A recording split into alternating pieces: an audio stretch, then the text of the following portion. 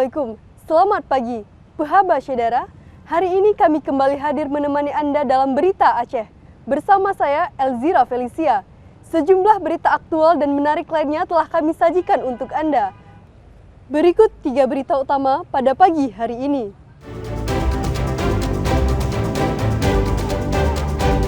Pemohon SKCK di Polres Biren membludak menyusul penerimaan P3K paruh waktu di daerah itu.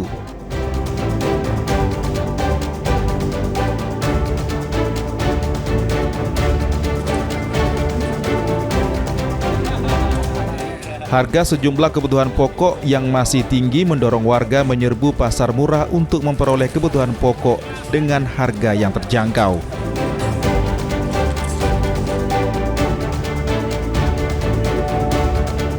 Sejumlah ibu rumah tangga menggalakkan budidaya jamur tiram untuk menghemat pengeluaran dan membantu pendapatan keluarga.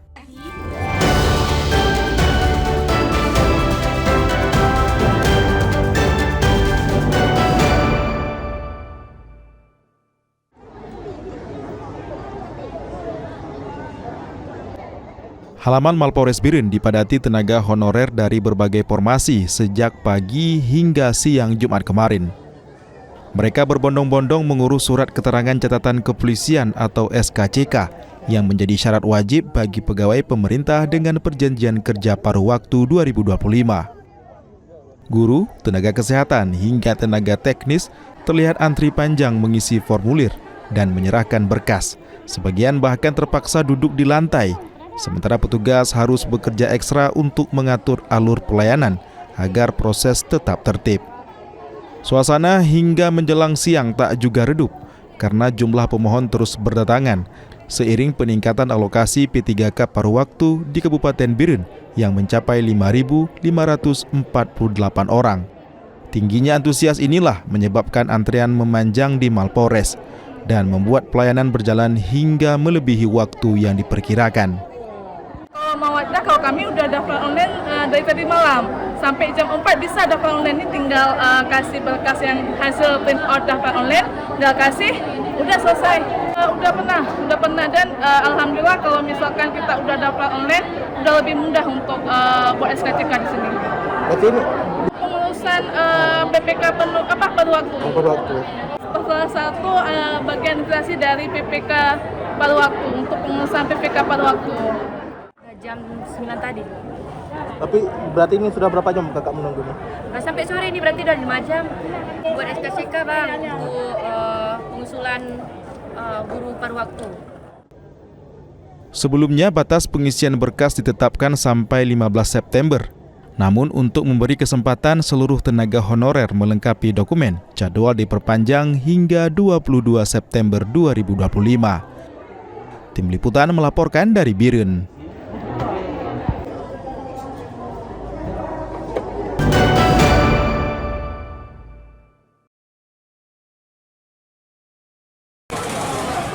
Mahalnya harga kebutuhan pokok saat ini membuat pasar murah yang digelar Kodim 0101 Kota Banda Aceh diserbu warga sejak dibuka. Selisih harga 8 hingga Rp10.000 dibanding pasar umum menjadi magnet utama bagi pembeli yang mayoritas kaum ibu-ibu. Sejak pagi warga berbondong-bondong mendatangi halaman Masjid Baitus Salihin Ulekaring, tempat pasar murah berlangsung. Beras SPHP kemasan 5 kg, minyak goreng kita, hingga telur menjadi komoditi paling diburu. Tak heran antrian panjang terlihat di setiap stan penjualan. Untuk memenuhi kebutuhan warga, panitia menyediakan sedikitnya 7 ton beras, 2.000 liter lebih minyak goreng, serta 4.500 butir telur. Seluruh sembako itu ludes terjual hanya dalam beberapa jam. Menariknya, pasar murah ini juga diisi kegiatan donor darah yang diikuti 280 peserta, serta pemeriksaan kesehatan gratis termasuk akupuntur. Pengunjung juga disuguhkan menu khas Aceh usai berbelanja, sehingga suasana semakin ramai dan meriah. melaksanakan kegiatan Gerakan Pangan Murah dalam rangka memperingati Hari Ulang Tahun TNI ke-80, dan kegiatan ini juga secara terpadu bersama-sama untuk meringankan dan juga membantu masyarakat. Jadi bulan ini sampai juga nanti bulan Desember, seluruh jajaran secara terpadu kita melaksanakan Gerakan Pangan Murah. Jadi kita menyediakan seluruh kebutuhan pokok bagi masyarakat, sehingga diharapkan masyarakat mendapatkan sebuah sembako yang harganya murah dan terjangkau. Pasar memang agak turun sedikit, hanya sekedar untuk mungkin basa-basinya aja. Sebenarnya nggak turun. Pasar ini nampak. Kenapa memilih pakai beras ini, Pak? Karena memang beras itu mahal kali, kami nggak sanggup beli. Kami maklum rakyat kecil ini. Cukup membantu. Kalau bisa sesering mungkin ya, Pak? Sesering mungkin. Gelaran yang diadakan dalam rangka HUT ke-80 TNI ini tak sekedar untuk mendukung stabilitas harga, tapi juga menjadi bentuk kepedulian terhadap lesunya perekonomian warga.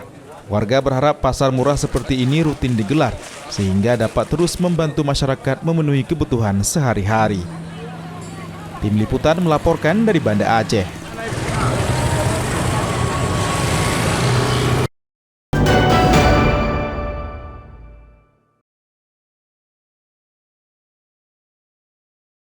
Di era digital, organisasi mahasiswa dituntut tak hanya aktif berkegiatan tetapi juga mampu mempublikasikan secara profesional. Untuk itu, puluhan mahasiswa UIN Araniri Banda Aceh mengikuti kegiatan ngaji jurnalistik yang diselenggarakan oleh UKM Sumber Pos di Museum Teater kampus setempat Kamis pagi. Acara ini menghadiri sejumlah praktisi media nasional, diantaranya jurnalis Detik.com, jurnalis SCTV.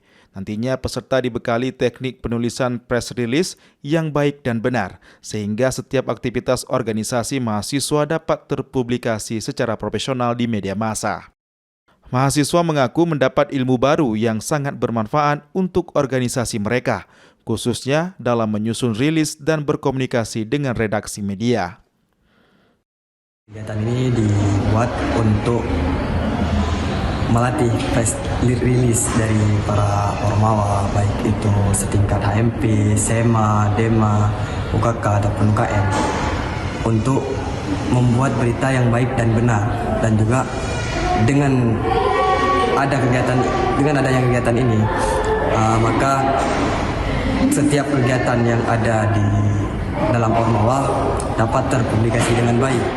Mengikuti kegiatan seminar ngaji jurnalistik yang diadakan Sumber Pos pada tahun 2025 ini, salah satunya adalah untuk mengupgrade ilmu terkait jurnalistik, yang tentunya ilmu tersebut sangat berguna bagi kami. Saya sendiri berasal dari UKM, jadi itu untuk mendukung kami ketika mengajukan rilis tentang kegiatan-kegiatan yang kami buat tentunya kepada Sumber Pos.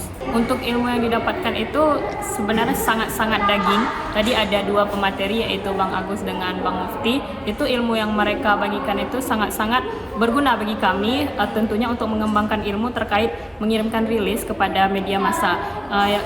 Banyak sih sebenarnya yang berkesan, tapi yang utama itu mereka menjelaskan tentang sistematika bagaimana sih bisa membuat suatu rilis yang berbobot, yang mungkin memenuhi kualifikasi untuk dapat diposting di media massa. Kegiatan ngaji jurnalistik ini juga menjadi langkah untuk membangun jejak digital positif mahasiswa melalui publikasi yang terkurasi dan terstruktur, sehingga setiap aktivitas ormawa tidak hilang begitu saja. Kedepan, pelatihan serupa akan terus digelar dengan segmentasi yang lebih luas, bahkan terbuka untuk umum, agar semakin banyak generasi muda Aceh mampu menguasai literasi media dan publikasi informasi secara profesional. Tim Liputan melaporkan dari Banda Aceh.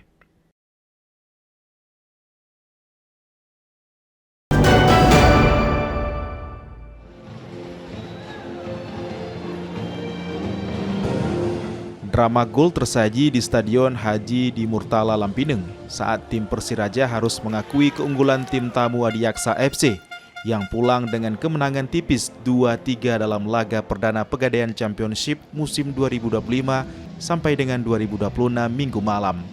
Di awal pertandingan, kedua tim bermain hati-hati, namun tuan rumah harus tertinggal terlebih dahulu pada menit 19 melalui sundulan tajam Adilson. setelah memanfaatkan umpan lambung makan Konate.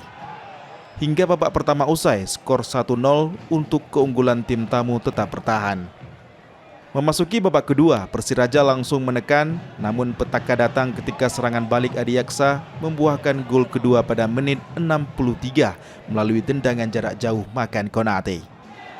Tak lama berselang, Aaron memperbesar kedudukan menjadi 3-0 untuk Adiaksa FC dan membuat tim tuan rumah jauh tertinggal. Tak menyerah, tim Lantak Laju sebagai tuan rumah berhasil memperkecil ketertinggalan pada menit 87 lewat kaki Mujahidin. Dan masa injury time, Miftahul Hamdi memanfaatkan kemelut di depan gawang untuk mengubah skor menjadi 2-3. Namun upaya penyama kedudukan tak berbuah hasil setelah peluang terakhir Persiraja melambung di atas mistar. Wasit pun meniup peluit panjang. Hasil yang sangat mengecewakan buat kita, pasti buat semua pencinta Persiraja.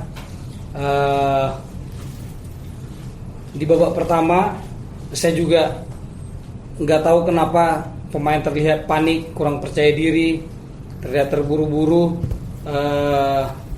Kita sempat kecolongan lewat bola set piece 1-0. Di babak kedua kita mulai mengambil inisiatif permainan, kita mulai mendominasi permainan. Lagi-lagi sedikit kesalahan, kita kebobolan lagi dan akhirnya kita mampu mencetak 2 gol. Dan hasil ini sangat mengecewakan buat kita semua. Ada juga PR atau kelemahan yang akan nanti jadi catatan kita untuk kita perbaiki ke depannya. Tapi saya apresiasi sekali pada pemain-pemain saya, bagaimana mereka fight sampai akhir, kemudian bisa menjalankan strategi yang mau kita lakukan. Dengan hasil ini, Adiaksa FC berhak membawa pulang 3 poin perdana dari laga tandang. Sementara Persiraja harus puas kehilangan poin di kandang sendiri. Mufti Tamrin melaporkan dari Banda Aceh.